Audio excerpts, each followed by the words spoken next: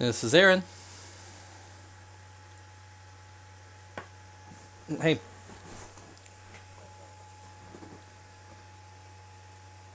All right.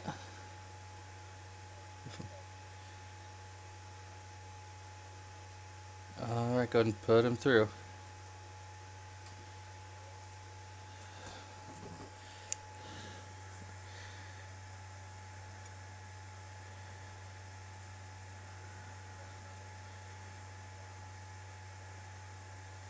Yeah, I'm here.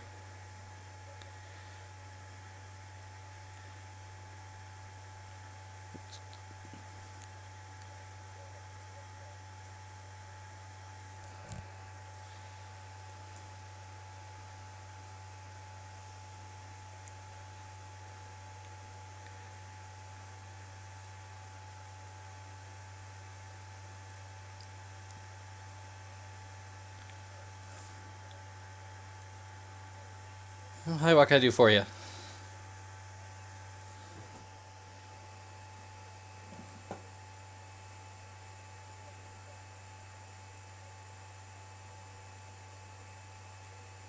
Okay, and do you have that software handy?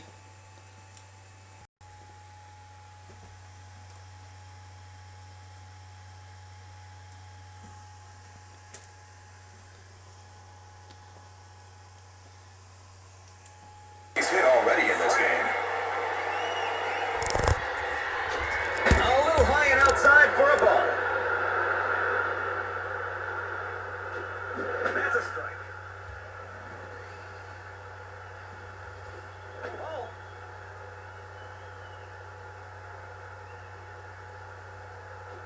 He pulled that one well. Is it fair or foul? Foul ball.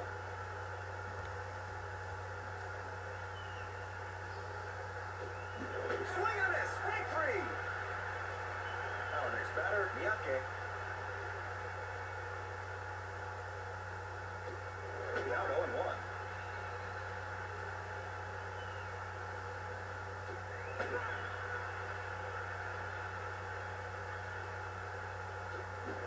Swings and misses. He's gone. No runs, no hits, no errors. We enter the bottom of the seventh inning. Indianapolis 0, the Reds 0.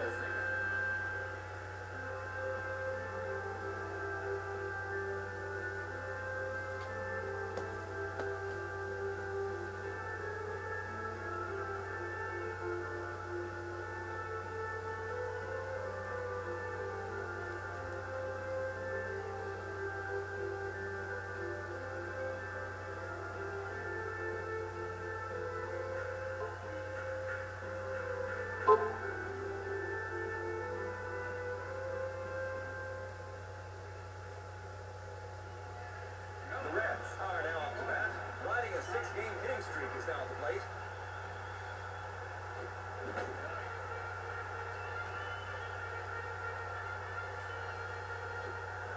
It's a strike.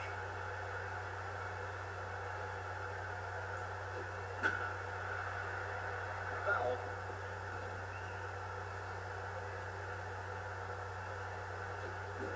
Swings and misses. He's gone. Two consecutive strikeouts. Next at bat, Torrey Hunter. Strike. Count 0-1.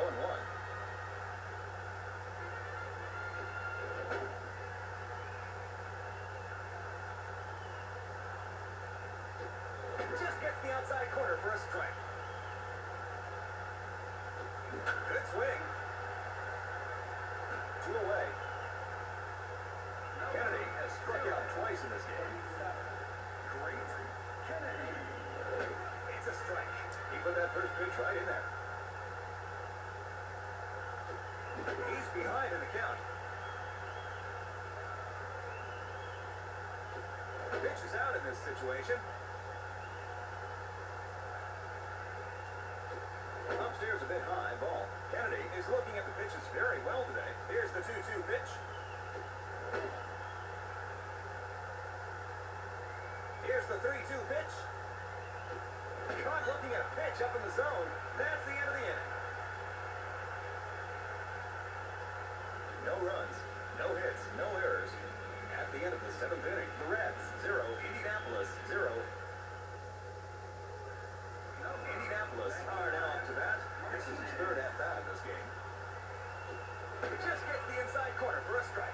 put that first pitch right in there. Foul ball. Pitch is out in this situation. The bat makes contact with the ball. Foul. That ball was hit off the end of the bat. Goes after it, but comes up empty. Strike three. 2 consecutive strikeouts. Next at bat, Burke.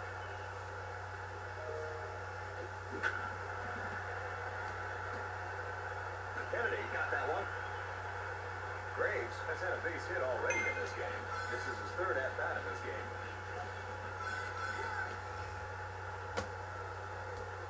There's a timeout on the field. Indianapolis are putting in a new hitter. Tom has been in top form as a batter this season. We're there to inflict. Congresswoman Susan Wild, thank you very much for joining us tonight. We really appreciate it. Thank you so much. And coming up, we have breaking news in the Washington Post tonight about daily phone calls, daily calls that Donald Trump was making to his last acting attorney general, trying to get him to overturn the election. That's next. Our world is facing some big challenges. Chuck Todd breaks them down. A deep dive into a new topic. Instead of covering all the big stories, we're going to cover one single subject impacting American politics. Exploring and explaining the critical issues that affect our future. Meet the Press Reports. All episodes of Season 2 are now available on demand on Peacock. We have breaking news from the Washington Post tonight. Quote, President Donald Trump called his acting attorney general nearly every day at the end of last year to alert him to claims of voter fraud or alleged improper vote counts in the 2020 election, according to 2 people familiar with the conversations.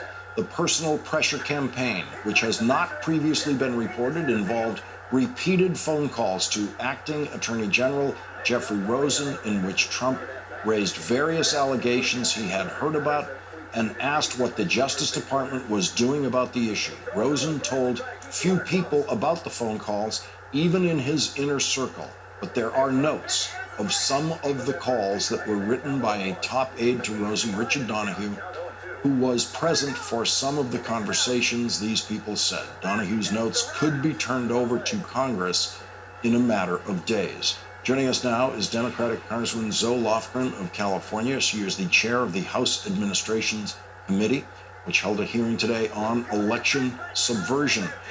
Congresswoman Lofgren, your reaction to this Washington Post reporting tonight? Well, it's in keeping with many of the other reports we've had about the president's efforts to try and subvert the election, frankly, and we will certainly, I'm sure, and the Select Committee want to know more about that. You're on the January 6th committee that held the hearing yesterday. You're investigating what led up to the attack on the Capitol, as well as everything that happened that day.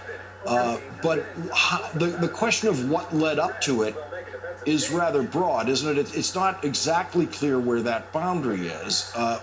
Were these phone calls to the Attorney General part of what led up to what happened on January 6th?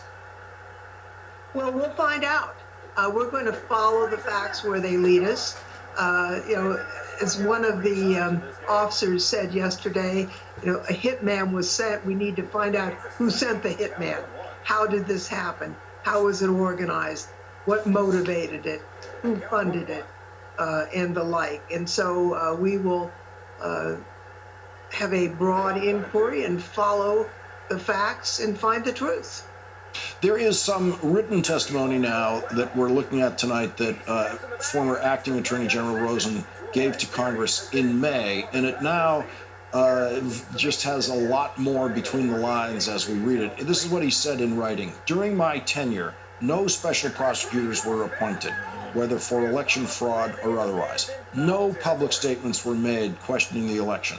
No letters were sent to state officials seeking to overturn the election results. And No Department of Justice court actions or filings were submitted seeking to overturn election results. And as we read that now, we are left to wonder, are those the specific things that Donald Trump asked him to do every day, and he's putting in writing that he didn't do them without, at that point anyway, telling us that those were actually being requested of him all the time? Well, we'll find out the answer to that. Those statements, it's like, well, of course not, because none were warranted. But perhaps it was, as you suggested, really an outline of what he was refusing to do at the president's request. Rather than speculate, we will find out the answer. I also, as you know, today we had a hearing in the House Administration Committee, which I chair. Another aspect of the violence that is being used to try to subvert our system of democracy, and that is the violence that's being directed at regular election officials who are being threatened with guns. We heard from the local election official in Maricopa County, who described a scene that was quite similar to January 6th, except they didn't actually invade the counting center. So we have a pattern here of subversion of the electoral system that we need to take very seriously. And Republican legislatures, including Georgia's, for example, and Texas, have been trying to formalize into their state laws what Donald Trump was trying to do over the phone with the Attorney General by basically being able to change the outcome after the vote count. That's what they're trying to put into some of these laws. Your hearing today was addressing some of that. Yes, we have a bill that would preclude some of what these states are doing to replace the local election officials who are, just counting the ballots. I mean, this has not been something that has been high profile. This has been a boring activity for centuries, where you just count the ballots. Now, partisans are seeking, apparently, to take over this function and to skew the results. We can't let that happen, and this bill would prevent it. We had a hearing today. It was very helpful, but chilling as well, because although the registrars and election officials didn't engage in hand-to-hand combat like our brave officers testified about yesterday, they're facing off with armed militants who are seeking to subvert the electoral process. Can't let that happen. Congresswoman Zoe Lofgren, thank you very much for joining us tonight. We really appreciate it. Thank you, Lawrence. Coming up, Donald Trump found a new way to lose in the Senate today in the infrastructure vote, and he found a new way to lose in Texas last night. Maria Teresa Kumar and Professor Eddie Glaude will join us next.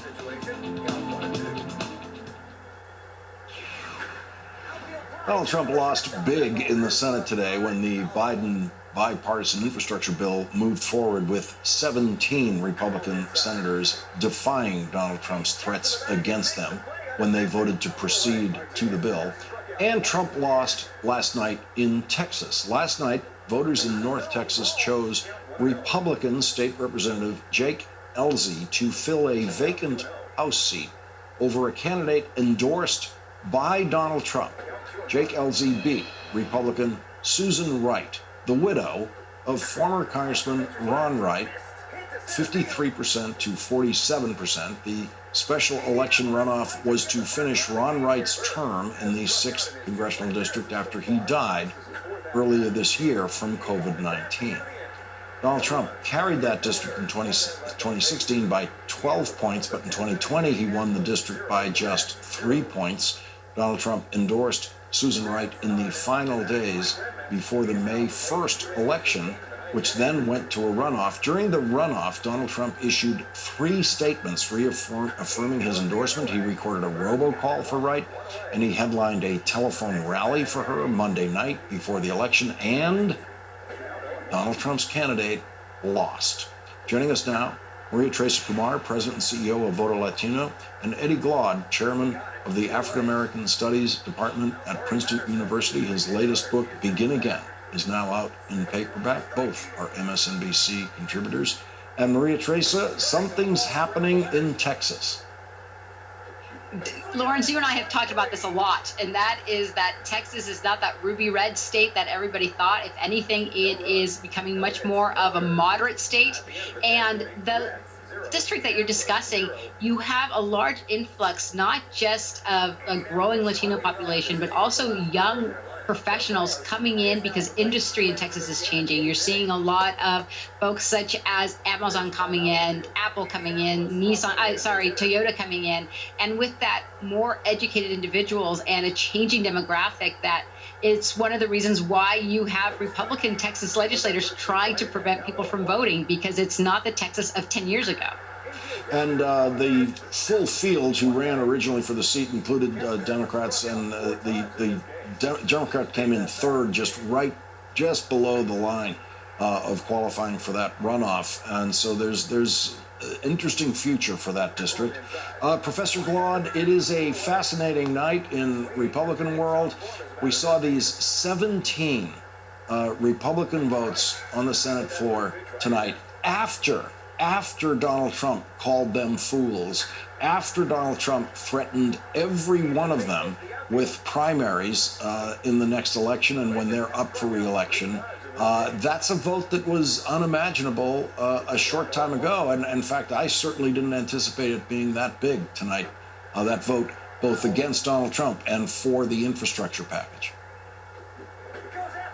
Right, Lawrence. It may be an indication that Trump may be losing at least some grip or hold on the Republican Party. But we have to be careful. Remember that Trump has a litany of losses, right? Whether he lost the House of Representatives, the Senate, the presidency, he lost a number of midterm elections and campaigns and the like. That's not where his power resides. I think Donald Trump is a kind of cultural phenomenon. And he sits at the nexus of the kind of dis-ease, discomfort about the demographic shifts that Maria talked about, and this sense that the country is changing. So his power rests in his ability to sow chaos. And how that translates politically varies, I think. So we need to see it on the one hand as him losing the grip, but on the other hand, we need to understand where his power resides, and that is sowing chaos culturally. And of course, Republicans still begging for his endorsement. Republicans traveling from Wyoming to see him for his endorsement to run and challenge Liz Cheney in a primary. Let's listen to what Liz Cheney said yesterday. Look, almost every member of the Republican conference understood in the days immediately after January 6th what had actually happened, and many of them said so publicly. And the fact that so many members of our leadership and others, the fact that they've gone from recognizing what happened on the 6th to protesting in front of the Justice Department on behalf of those who were part of the insurrection is something that I can't explain. I think it's a disgrace. Maria Teresa, she can't explain it. It is a disgrace, but Donald Trump loves every bit of that disgrace. Oh, and I think what the infrastructure bill shows us is two things. One is that when it benefits the Republicans to send money back home and help secure the elections, they're willing to be against Donald Trump. But when it's talking about voting and access to the voting booth and securing the sanctity of that voting booth, they use Donald Trump as a foil. And what Professor Glaude just said was absolutely right. They will use Donald Trump as a foil to create that cultural chaos to help encourage that white nationalism that basically brought us the insurrection on January 6th. What I found so striking yesterday when the officers were talking was how harrowing the account was, how all of them talked about how they wanted to be recruited if they were the white officers, how they were trying to recruit them, and the African-American officer and the Latino American officer, how they were being stripped down as being un-American. And that testimony and the reaction of January 6th and their experience synthesized what we are talking about when it comes to what Donald Trump represents. He is part of a white nationalist party, and the insurrection has everything to do with the changing demographics of this country and a fair fought election that a multicultural America brought forth in Joe Biden and the administration. We're actually going to hear some of that testimony you were talking about in the next segment. Maria Trace Kumar and Professor Eddie Glaude, thank you both for joining us tonight. Thank you, Lawrence. We'll be right back. On January 6th, for the first time, I was more afraid to work at the Capitol than my entire deployment to Iraq. In Iraq, we expected armed violence because we were in a war zone, but nothing in my experience in the Army or as a law enforcement officer prepared me for what we confronted on January 6th. Aquilino Gonell is an immigrant from the Dominican Republic. He is now a Capitol Police sergeant, and yesterday he told us about how many times he has raised his hand to take an oath to protect this country. On July 23rd, 1999, the day before my 21st birthday, I raised my hand and swore to protect the Constitution of the United States.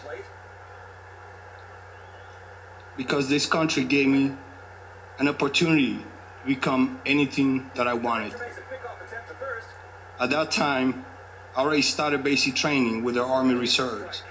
In fact, I raised my hand several times in ceremonies to pledge my commitment to defend and protect the Constitution of the United States. When I joined the Army Reserves, when I was promoted to Sergeant While in the Army,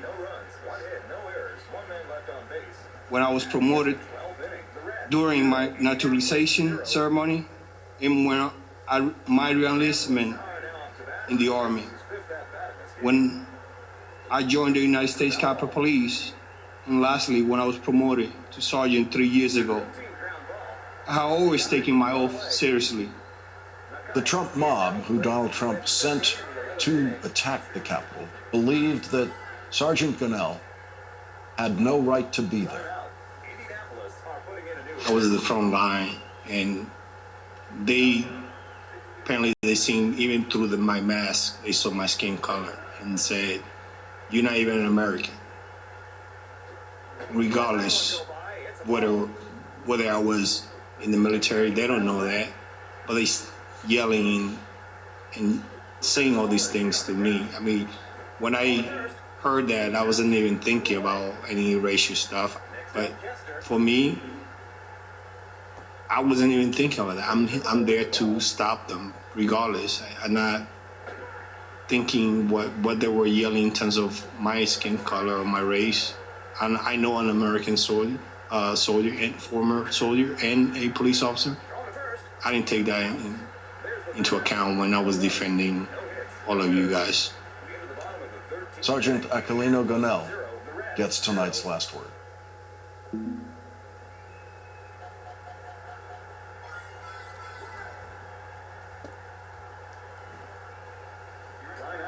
Indianapolis putting in a new pitcher. Johnston, here's another pitching change. His ERA so far is 0.51.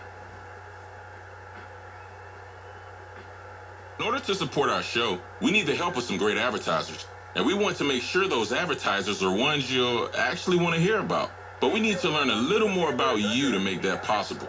So, go to podsurvey.com/11th and take a quick anonymous survey. That will help us get to know you better. That way, we can bring on advertisers you won't want to skip. Once you've completed the quick survey, you can enter for a chance to win a $100 Amazon gift card. Terms and conditions apply. Again, that's podsurvey.com/11th. ELEVENTH. Thanks for your help.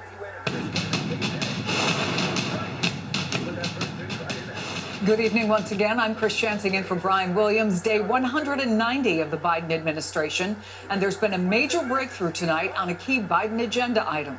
The Senate voted to begin debate on a nearly $1 trillion bipartisan infrastructure package by a vote of 67 to 32, exactly 1 week after it failed to pass. It marks a rare example of bipartisanship in Washington. 17 Republicans, including their leader, Mitch McConnell, joined all 50 Democrats in advancing the bill. It's the first step in a series of votes toward final passage of the agreement. And as the country faces a surge of new COVID-19 infections, the White House is expected to announce tomorrow that COVID vaccinations will be required for all federal workers. Those who refuse will have to undergo regular virus testing. Today, the CDC director posted this on social media, quote, COVID-19 cases have increased over 300% nationally since June 19th. The highest spread of cases and severe outcomes is happening in places with low vaccination rates and among unvaccinated people. This afternoon, during a visit to Pennsylvania's Lehigh Valley, the president issued a plea to Americans who are holding out on getting their shots. We still have a lot of people not vaccinated. The pandemic we have now is a pandemic of the unvaccinated. So please, please, please, please, if you're not vaccinated, protect yourself and the children out there. Reuters reports the White House has also mandated masks at federal buildings in COVID hotspots. The CDC says nearly 67% of U.S. counties have substantial or high transmission rates, up from 63% just yesterday. And today, the agency issued another change in guidance for the fully vaccinated. The CDC now recommending they get tested after exposure to someone with COVID, even if they don't show any symptoms. Previously, the CDC said fully vaccinated people did not need to be tested after exposure unless they did experience symptoms. The Washington Post is highlighting the potential political toll of this latest COVID surge on the White House, writing, quote, this new landscape, and some say the administration's less than clear messaging, is complicating Biden's efforts to show that he is still leading the United States out of the pandemic, his presidency's central promise. Some Republicans are speaking out, slamming what they say are shifting messages, especially about masks for fully vaccinated. It's confusing. They're sending mixed messages constantly. It's contradictory. I think it sets us back in what we're trying to do with encouraging people to get vaccinated. They're not really forthcoming on a lot of data that they're using to make this change in the guidance. On Capitol Hill, Republican Congressman Chip Roy of Texas lashed out after a mask mandate was reimposed for the House of Representatives. Well, which is it? Vaccines or masks? Do the vaccines work or they don't work? Do the masks work or they don't work? I'd like to know which it is. Or are they just going to go around poking people saying you must take a vaccine? Oh, but sorry, the vaccine doesn't work. You must wear a mask. Congressman Roy then tried to force a vote on a motion to adjourn the House, which was handily defeated. With that, let's bring in our leadoff guests on this Wednesday night. Philip Rucker, Pulitzer Prize-winning senior Washington correspondent for The Washington Post. His new book, written with his colleague Carol Leonnig, I Alone Can Fix It, Donald J. Trump's catastrophic final year, has debuted at #1 on the New York Times bestsellers list. Lisa Lair, national political correspondent for the New York Times, is with us, and Dr. Kavita Patel, clinical physician and former senior policy aide during the Obama administration. She's also one of our public health experts and a non-resident fellow at Brookings. Great to see all of you. Lisa Lair, the president is expected to require vaccines or testing for those who won't get vaccinated for federal workers. Look, more than a few folks have made it clear they're already angry about the CDC's new guidance on masks for people who are vaccinated. Is this where the White House thought they'd be at this point in the summer? How worried are they about this surge? Well, it's certainly not where they want to be, at least not politically or, from a public health standpoint. Let's not forget that earlier this month, the White House basically all but declared victory on the virus. They had that big July 4th event at the White House, and they really gave the American public a sense that things were moving forward. And now I think there's a sense that the country's backsliding. Masks are back. There's a lot of talk of mandates, although that's a word we will not hear the White House use. It's something that's happening in a lot of private companies and some local jurisdictions like New York. And I think there is some frustration among, the American public. Certainly that's a frustration that the Republicans are trying to stoke at this sense that the country, is not continuing this upward trajectory of moving out of the virus. Now, look, is this the White House's fault? not exactly, right? This is how pandemics can go, particularly when vaccination rates haven't quite gotten as high as the White House would like them to be. And we know that a large percentage of unvaccinated people do lean Republican. So the White House doesn't carry the same sort of weight, potentially convincing those voters as they do with other voters, but it's not the position they want to be in. I think there is some concern among allies of the White House that there could be some backlash or some frustration among voters if Biden can't deliver on really the central promise of his campaign, which is to move the country out of this pandemic. Yeah, and it's reopening some of these old wounds, Phil Rucker, the House Speaker and the Minority Leader now openly sniping about the mask guidance. Kevin McCarthy tweeted this last night: "Make no mistake, the threat of bringing masks back is not a decision based on science, but a decision conjured up by liberal government officials who want to continue to live in a perpetual pandemic state." So then today, Speaker Pelosi and McCarthy had this back and forth. The mask mandate, Speaker Pelosi, any response to the backlash? Other response? That's the purview of the Capitol physician, the official capacity mandate from him. I have nothing to say about that except we honor it. Leader McCarthy says it's against the science. Let's talk about the science. We are vaccinated. We're not a hot spot, but they're forcing you to wear a mask. Not in the Senate, but in the House. This is just about more control. Oh, Phil Rucker, I mean, does it seem that we're even more at risk now than, say, a year ago of allowing the politics of all this to keep us from actually doing what needs to get done to stop the spread? How ugly is this going to get? Well, Chris, it's already pretty ugly, as the video you just showed makes clear. And this is a very political issue right now. The COVID response, and especially the issue of whether to require people to wear masks, has been political from day one because President Trump last year, when he was in office, made it political and of course tried to convince his supporters that they didn't have to wear a mask. And now you fast forward to the moment we're in right now, and the data are very clear. The data show that one of the reasons why we're seeing this surge in COVID infections is because so many people in Republican-leaning states have been reluctant and resistant to getting the vaccine. That's according to the CDC officials and to the data that they're analyzing. And so the Biden administration, as well as state and local jurisdictions all around the country, are grappling with how to deal with this outbreak of COVID infections and how to keep people safe if all of the American citizens are not going out and getting vaccinated, which is the reality that we're in right now. And it's going to be a political football, I think, for these politicians. And we should also keep in mind that one of the reasons why Pelosi is so adamant about these restrictions inside the House is because so many of those House members are coming to Washington from their districts. Those districts are hotspots, many of them are, and some of those House members have been reluctant and resistant to follow the guidelines in their own communities. And when they're convening in the Congress with so many people who are at an advanced age, it certainly brings a risk to the lawmakers and elected officials there. Yeah, and Lisa, so tomorrow the president is going to make this coronavirus mandate announcement, but today, as you know, he was pushing infrastructure in Pennsylvania. What does tonight's vote on the bipartisan infrastructure bill mean for Joe Biden and this White House? Well, certainly the White House is heralding it as a big victory. This was something now President Biden talked a lot about on the campaign trail, his ability to sort of bring people together in Congress and pass some kind of bipartisan legislation and sort of remind people of how things used to be back when he was in the Senate, and members of Congress were sometimes, occasionally or at all, able to work together and pass things. There's still a long way to go. He's going to have to keep his caucus in line and keep Democrats on board. Many of them were hoping this bipartisan bill would be bigger. They want to be sure that the things that they want to see in this bill that are not in there get in that reconciliation package. But the moderates in the party, of course, are concerned that the reconciliation package could be too large. So there's still this balancing act that he'll have to do within his own party, particularly in the House, where he really can't lose that many Democrats.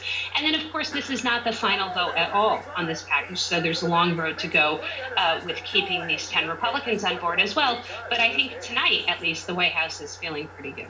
Yeah, and so Dr. Patel, while they're moving from the White House perspective in the right direction on infrastructure, not so much on this surge, How concerned are you about where we are?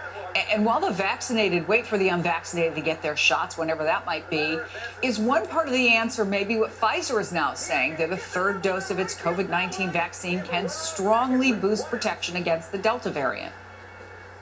Yeah, Chris, to that point, Pfizer had some data that they released during their earnings report, not the full data, suggesting that that third dose could really just amplify the immunity that people who have had doses 1 and 2 have. That's very nice for a talking point, but to be candid, Chris, not the entire country hasn't had Pfizer. You have about 13 million people that got Johnson & Johnson who feel like they're left in a corner.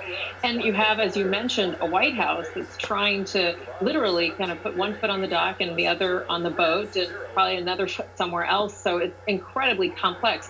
One thing I've seen is that the CDC's messaging has been they're trying to communicate nuance, substantial, high transmission, wearing a mask in certain situations, K through 12. We have seen now time and time again, Chris, we can't do nuance because we're all reacting from this very emotional base. I mean, that's where we all are now. So those of us who are vaccinated, we're waiting for the unvaccinated. And Chris, what I'm seeing, and you're seeing it too, I'm sure everybody here is, it's getting kind of ugly. I mean, vaccinated people, including myself at times, we're angry at what's happening. And that's everything that's playing out, in our communities and nationally and internationally. So I hope that we can get this communication simpler. Chris, I hope we can remind people that wearing masks is not a sign of a lack of confidence in the vaccines, but it's what we have to do to drive down these cases. Point simple, until we can get the rest of the country vaccinated and then work on the rest of the world. Don't lose sight, Chris. This isn't over until we can get the majority of the globe vaccinated. Yeah, and we can point out, as we always have, this is no longer an access issue. This is no longer us getting on the phone for 4 hours hoping to get an appointment. So there are these questions that have been raised about what's happening in Great Britain, because that country was a mess. And now the Washington Post reports that maybe Britain has reached an immunity threshold because more than 70% of adults here are fully vaccinated, but 88% have had a first dose, one of the best vaccine uptakes in the world.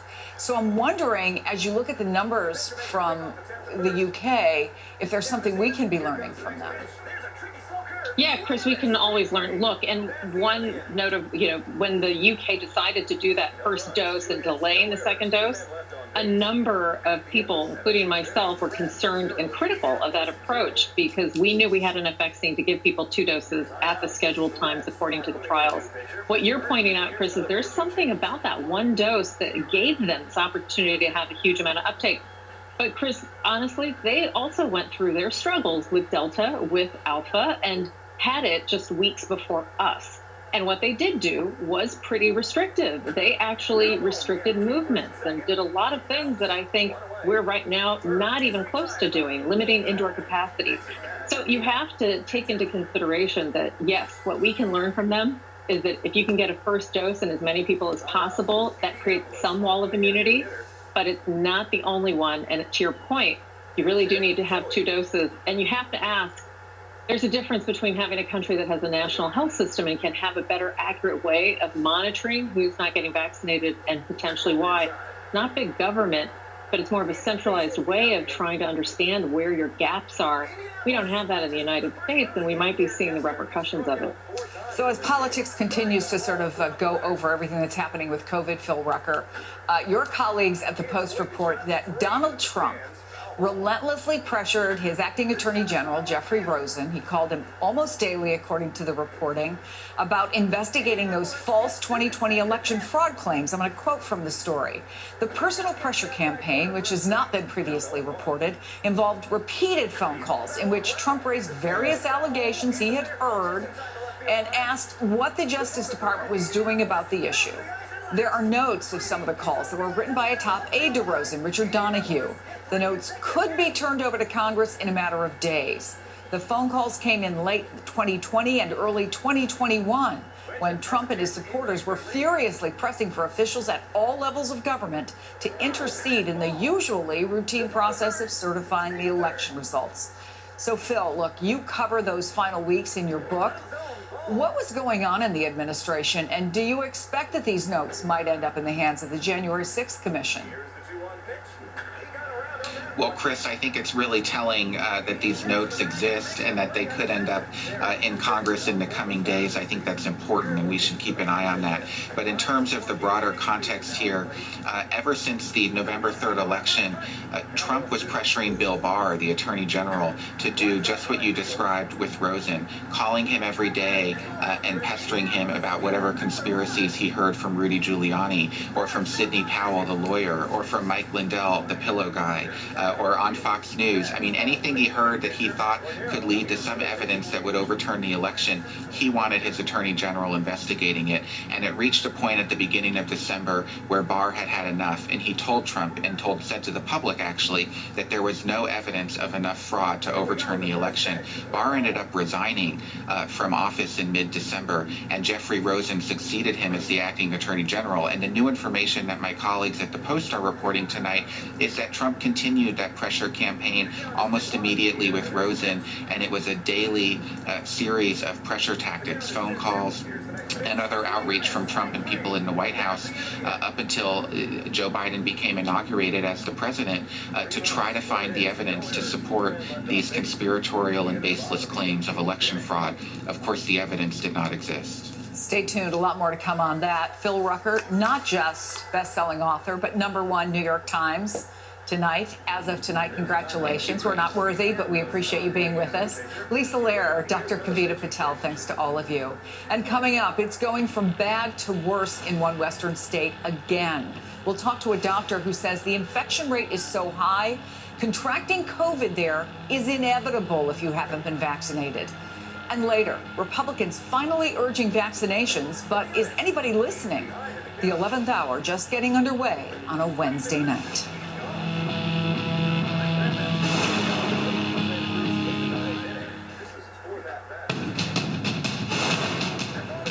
People who experience breakthrough infections with Delta are actually more able to transmit the infection to others compared to people who had breakthrough infections with other versions of COVID-19, like the Alpha variant. I know, we don't want to go back to wearing masks again, but these masks are a layer of protection that will help us prevent spread at a time where we are seeing cases rise. Following the CDC's revised guidance on masks, Nevada will reinstate a statewide indoor mask mandate starting Friday in counties with substantial or high COVID transmission. The Associated Press reports at least 12 counties will be affected, and that includes Clark County, which is home to Las Vegas. New COVID infections in Nevada have surged. The state reported over 1,100 cases today. That's the highest one-day increase since January. The number of people hospitalized has also spiked. The Las Vegas Review-Journal reports, quote, data showed that 1,143 people with either confirmed or suspected cases of COVID-19 were hospitalized in the state, unchanged from Tuesday's report. Hospitalizations also have been climbing since reaching a recent low of 209 on June 12th. For more, we welcome to the broadcast Dr. Luis Medina Garcia. He's an infectious disease specialist at University Medical Center of Southern Nevada in Las Vegas. And I note, Doctor, thanking you for being with us tonight, that you are wearing your mask. Describe what's going on in Nevada and what kind of patients you're seeing. Correct. So unfortunately, we've seen a significant increase